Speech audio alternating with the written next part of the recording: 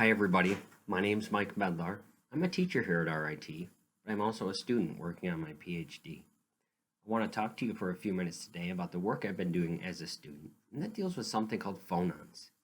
Hopefully when we're done, you'll have a little bit of an understanding of what a phonon is and why I care about them.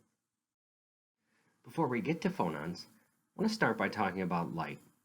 You might have heard that light can be thought of as these little particles called photons. Take, for example, when you turn your lights on at home.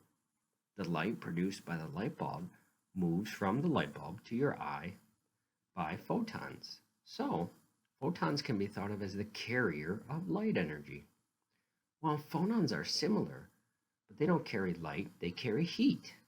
Let's take an example where a blacksmith is heating up a piece of metal. If he places one end in the hot coals, the other end will eventually get hot. That's why he wears gloves. The heat energy is carried from the hot end to the other end by the movement of phonons. So my work deals with understanding how these phonons move from a hot place to another place. But I don't do it for big things like a piece of metal.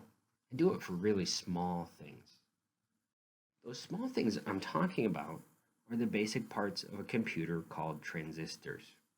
If you were to look up close inside the microchip on your computer, you'd see a picture of these things called transistors. I have an example of a picture one shown, and that's called a FinFET because it has these little fins that connect two different regions. Those transistors are really small. They're so small that if you took one of your hairs, you could fit almost 1,000 of them over the width. Now the problem is that they can get really hot when they're working. And this can make your computer not work quite as well.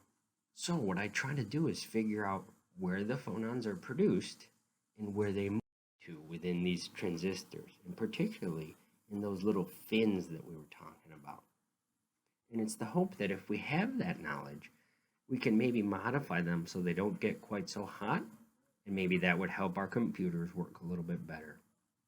So the next time you think about the movement of heat, either in something big or something small, hopefully you think about phonons and you know that you're not the only one that cares about